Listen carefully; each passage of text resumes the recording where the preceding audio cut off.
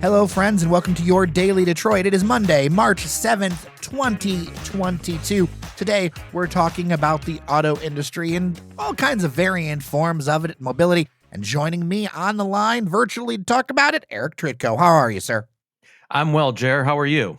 Excellent. I'm got the coffee in my hand. I'm ready to go, ready to make some podcast. And let's start out with a big story that's going to impact a lot of people over time, although we do not know the full breadth of what's happening, and that's Ford. The word is that they're not splitting into two companies, but they are splitting into kind of two major divisions.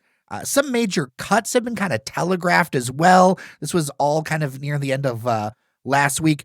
Eric, what is going on and why? Because I think there's a lot of people sitting there going, Ford's bringing a lot of dollars. Why are we doing all the shuffling?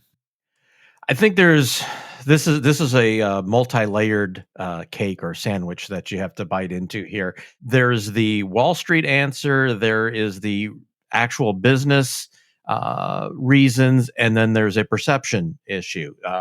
And all three of them don't necessarily have the same answers. Wall Street definitely wanted Ford to split into multiple companies. They're trying to get GM to do the same thing because they don't let me rephrase that. All they care about is the share price and whatever needs to be done to increase the share price, and spin-offs and split-offs tend to do these things, or quote unquote unlock shareholder value. It's usually a short-term game. Long-term, it rarely works out. Microsoft, not really. With Exxon, the original Standard Oil, absolutely, but it's kind of hit or miss. So, point being is, from a business standpoint, it did not make sense because I think Jim Farley had the best quote that I've seen from him in a long time. It's that if we would have split off into two separate companies, we would have had a lot of people trying to do the same things, and that is not a way to drive down costs. The business sense here is they are trying to understand the costs for the EV side a little clearer and break those out. And so separating these into two kingdoms, for the lack of a better term, and I want to come back to that, is how they're going to do it. And they really can show how profitable the ICE side of it is, and then how expensive it is to develop the battery electrics. And we are really going to see how much cash is brought in by gas and how much is spent by electrics. I bring up the kingdoms because Ford over the years has been known as a series of kingdoms, and Alan Mulally was brought in to try and blow that up and make the company work better, which he did. Unfortunately, when he left, the kingdoms reestablished themselves, and I think this is going to be another issue where we're going to have new kingdoms and new silos and not necessarily talking to each other. So how it's going to sort itself out over the long term, it's going to be really interesting to watch. Is that just in the company's DNA? I mean, I could even think back to like the old Edsel days. Yes. What is it? Lincoln and all the Mercury. things. Mercury. Yep. Is that just kind of the way it's always been?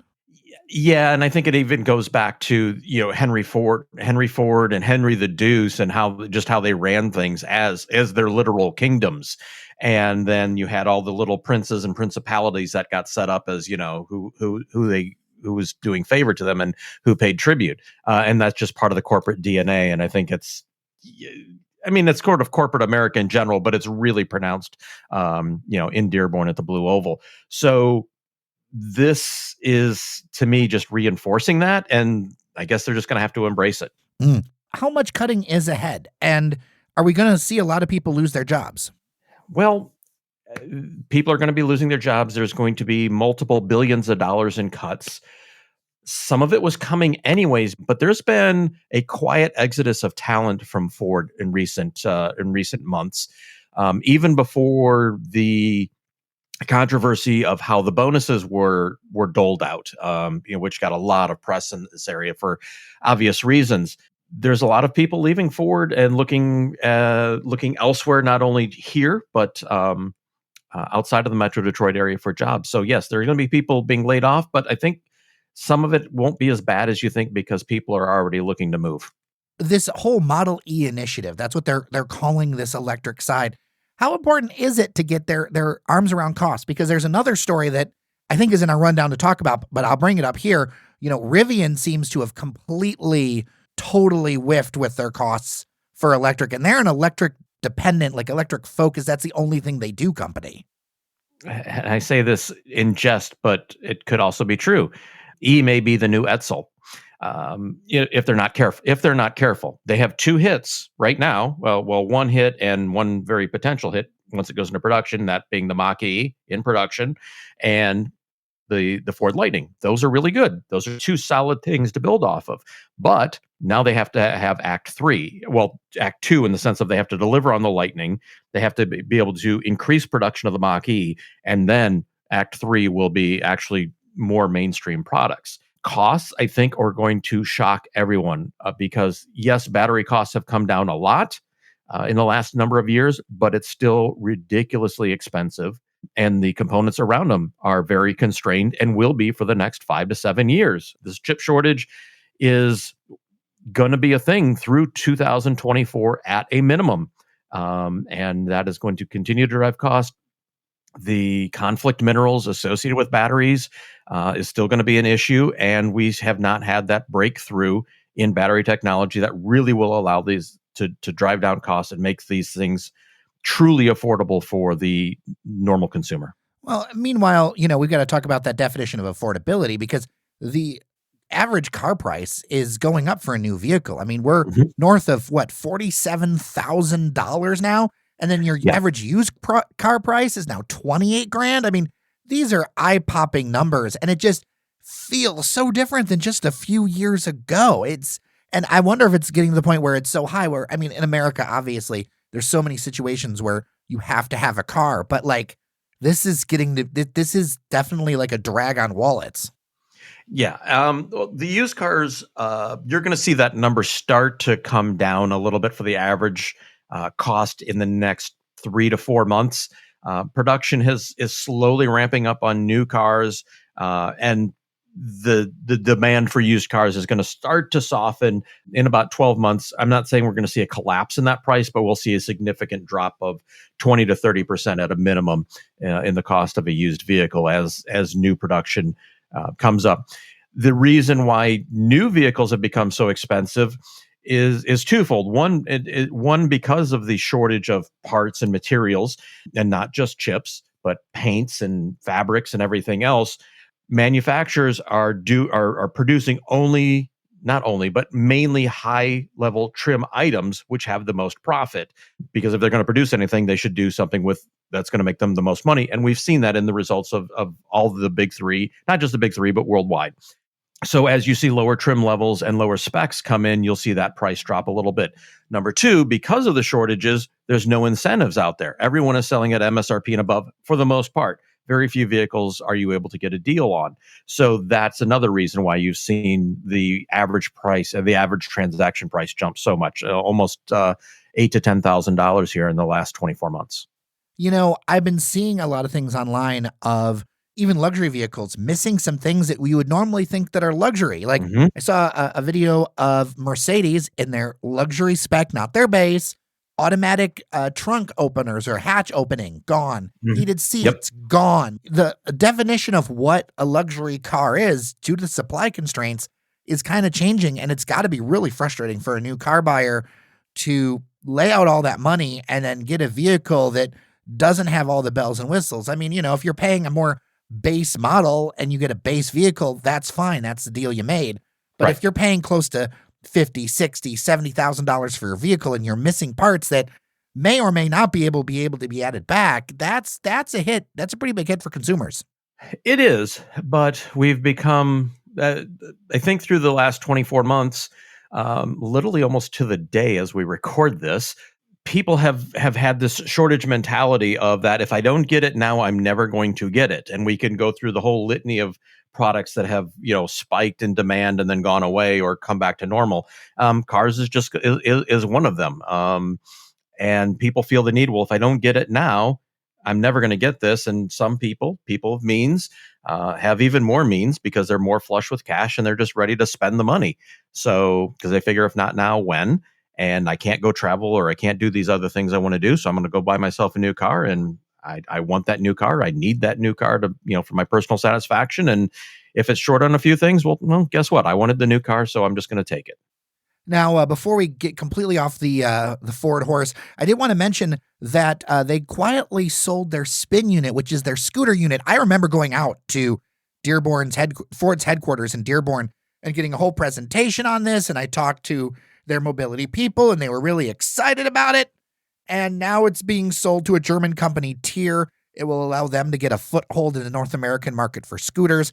I don't think scooters are going away because, like, there is a younger generation of people who absolutely love them. Our Friday host, Devin, loves his scooters when he's, bopping around town, and I can see their use. But it doesn't seem to be the runaway segment that people thought it would be. And it seems to be a casualty of Ford focusing. I don't know if it's a casualty because it's a sell-off, but it's something where, for a while it was like, oh, Ford's getting the scooters. And now it's like Ford's not getting into scooters. Yeah, I think this again. Yeah, I think you've nailed it. It's that it's not part of their core business and their core strategy going forward. There's a whole thing about scooters being the last mile solution, but with a car, the car is the last mile essentially, unless you're living in some huge urban environment, or kind of the way Segways were, 15 years ago. Then they became sort of a thing that tourists go on for these tours, and scooters are kind of the same thing. Like, someone else has said, if you got a boat, they're great for having on a boat because you go to a dock, you jump on your scooter, and you go wherever you need to go. But if you got a car, are you really going to throw one in a car as a last mile solution? I don't think so. So, as in an urban and in an urban environment, they're sort of a throwaway item, kind of, and they've become a commodity which you can get off of Amazon for $300 or $400 if you want a cheap one. So, I don't think it really makes sense for Ford to be in that business, and I think it's probably a good move for them to move on from it. Well, speaking of electric vehicles and electric propulsion, we mentioned quickly that there was some drama around Rivian and their costs. They tried to raise prices on the people who made pre-orders by between $12,000 and $20,000. Now, it's a very hot brand, but that kind of behavior and pricing behavior seems pretty off, and something that is not really acceptable when you do a pre-order, because I think most people feel like when you do a pre-order, you're locking in a price. What on earth happened here? And it seems like as time's gone on, we've gotten a little bit more understanding that Rivian may have missed the mark on some of their electric pricing. There's a couple things going on here, and this thought came across the other day, when we started discussing some things and trading some links back and forth. But it seems a lot of Rivian's problems have come about since they've moved their official headquarters from Plymouth to LA. And maybe it's coincidental. And coincidence is not causality. Thank you. That's exactly the phrase I was looking for. But the timings are interesting. Once they decided to go public, I think there was a lot of pressure because they've had some issues getting production up and running as fast as they wanted. Little force majeure, as everyone else has experienced in the last 24 months. Again, that couldn't necessarily be foreseen. But once you decide to go public and you've built up all this hype around your vehicles and your company, you've got to deliver. And they haven't, to the extent they have. Now, the reviews of the vehicle have been excellent. Everyone likes them. But yeah, missing on price that much is really substantial. And it was actually even outlined in a lawsuit that's come out from, but she was dismissed from the company, and filed a wrongful suit. Laura Schwab. That was it. Laura Schwab. Yeah. Laura Schwab. Yes. And in the documents there, she even called out, long time ago that their costs were wrong, and their pricing was wrong. So it's not a surprise, from insiders, but they've decided to go on and maybe figure it out as they went along. And like I said, that's sort of a not necessarily Detroit mentality. So I don't know.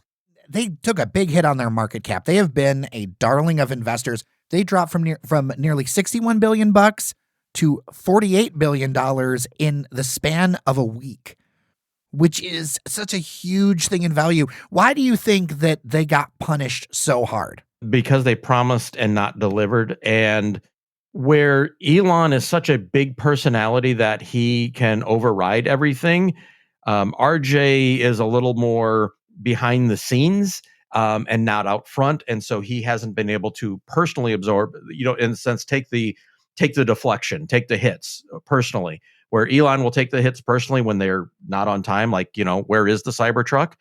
Where is the semi? No, it comes up, but then like everyone just shrugs it off. Where here, They promised much. Everything looked good. They were sort of the anti-Tesla, but now they're not delivering.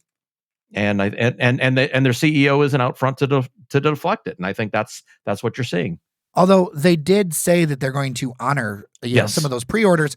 There was a survey on a Rivian forum, and it's not a huge sample, but when you see 41% of people who are supposedly passionate about it saying that they're going to cancel their reservation, and another 40% undecided about that could blow apart your business into a million pieces. Exactly. Even around that, Amazon all of a sudden has hedged their bets, because really that's where Rivian's money is coming from, is Amazon and building electric vans for Amazon and probably for other companies as well down the road. But all of a sudden, Amazon's reaching out to Stellantis and talking about, oh, what are you guys doing for electric vans and electric vehicles? And maybe we should talk some more. Yeah, it's not a good situation, and this is something they need to get in front of very quickly and rectify. And yes, they came out and said, we're going to honor this. They didn't have a choice, because as bad as their stock got crushed in that 24-hour period of time, it was about to get crushed worse if they didn't. Do you think that we're going to see the same kind of issues with the Cybertruck from Tesla? It's Tesla and it's Elon. Rationality does not exist in that reality distortion field. I mean, Steve Jobs from the grave is envious of the reality distortion field around Elon and the Tesla brand. I mean, he really is. Yeah, the Cybertruck. That's going to be interesting. Is the F-150 Lightning electric pickup truck going to be in production and available for sale before the Cybertruck? And it's looking like it is. But then again, Tesla's never hit a production date in its existence, so it's not surprising. But yeah, we'll see.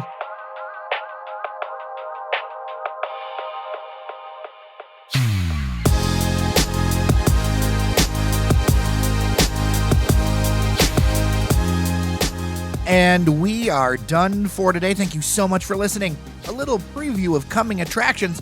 Tomorrow, a new friend of the show will be stopping by. We're going to be talking about the rehab of the old Fisher Body 21 plant. I think you'll enjoy her quite a bit. Plus, Fletcher Sharp will be in for his regular Tuesday slot. We are giving away that pair of season tickets to Detroit City FC. Can you believe we are less than 2 weeks away from that? Anyway, appreciate your time. I'm Jairus Days. Take care of each other, and I'll see you around Detroit.